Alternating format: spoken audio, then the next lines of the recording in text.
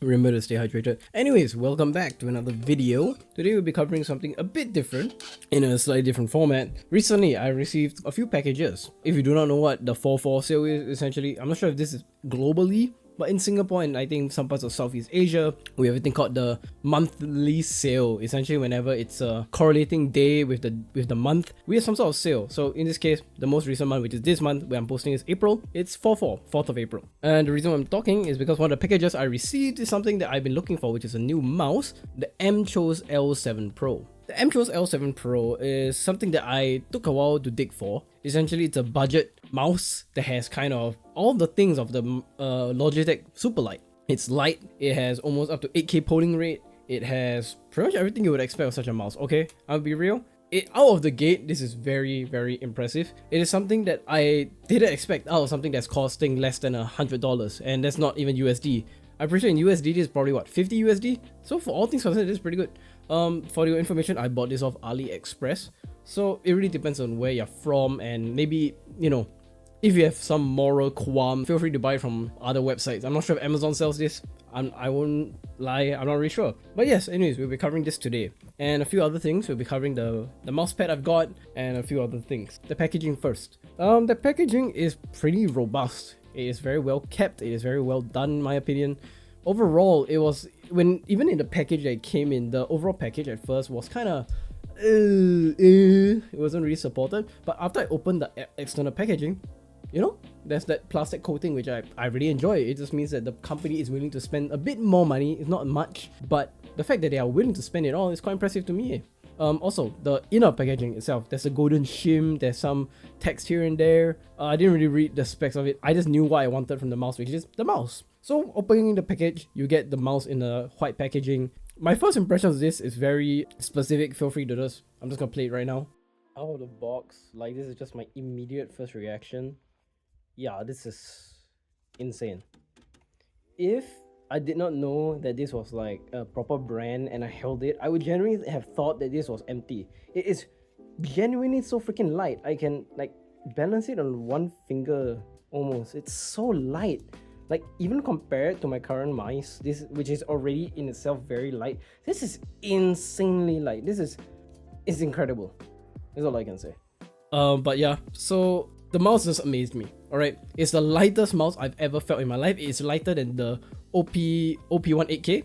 It's lighter than my current mouse, which, at this point, my previous mouse, which is the Hecate. This was the mouse I've been using for almost 2 years at this point. Besides the OP8 1K, this is the only other mouse I've used. The problem with OP8 1K is that the wire broke. It was apparently a well-known issue with the OP8 1K. It's quite unfortunate because, you know, I only used it for about half a year and that was it. Anyways, I've gotten off topic. I shouldn't be discussing the Hecate.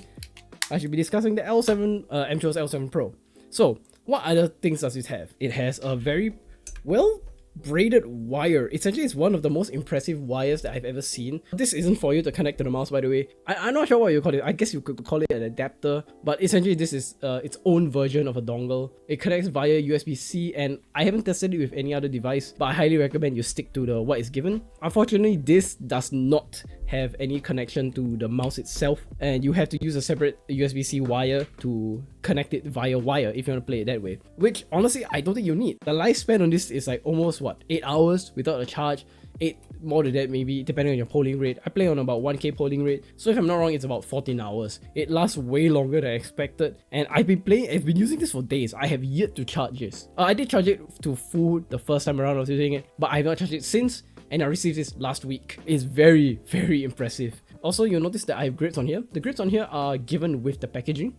It's pretty good overall. I have not used any of the grips that were given that I bought on the site. I'll cover that later. In terms of general stuff when it comes to the mouse feels great. It has polling rates of, I think it's 400 all the way up to 8K, which is 8K is pretty overkill. I have yet to test it, and I don't think there's a need to test it. If you're the kind of person who plays on 8K polling rate, good for you, because I'm pretty sure even the pros don't do that. Feel free to just play at 2K. If you have other stuff, it really doesn't matter.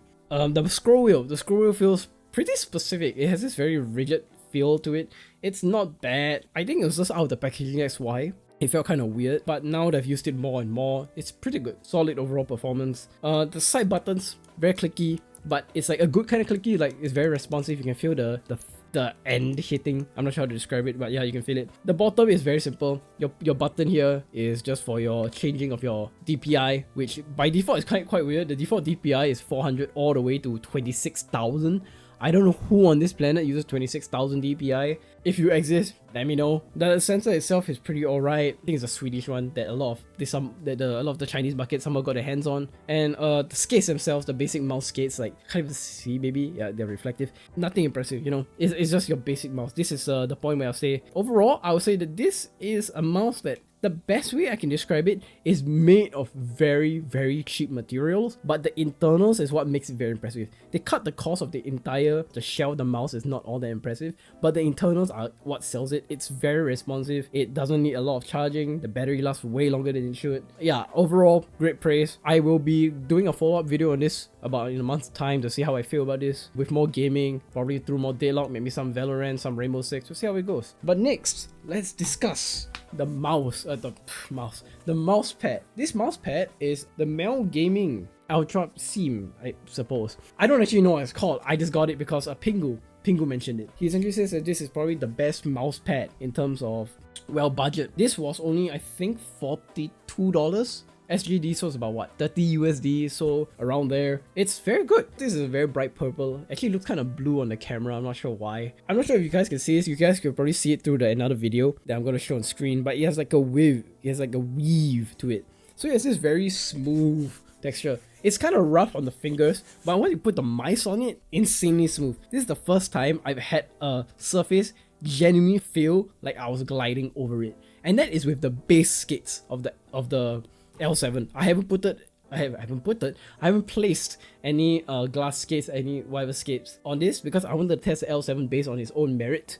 I'll probably do this for about a week before I'm gonna rip these guys off and get the proper glass skates when I can. I do have them already. I'll show them later on or somewhere on screen. And besides that, there's not much else to talk about. I mean, all the products I got were good. The grips are this very rubbery material, so they probably last much longer than this kind of, I don't even know how to describe this kind. The very paper kind. These guys are kind of fake. They only work on the sides where you can actually grip properly, but on the top, yeah, there isn't much grip, honestly. I'm not really, yeah, there's no much grip, I'll be honest. It's just for aesthetic purposes.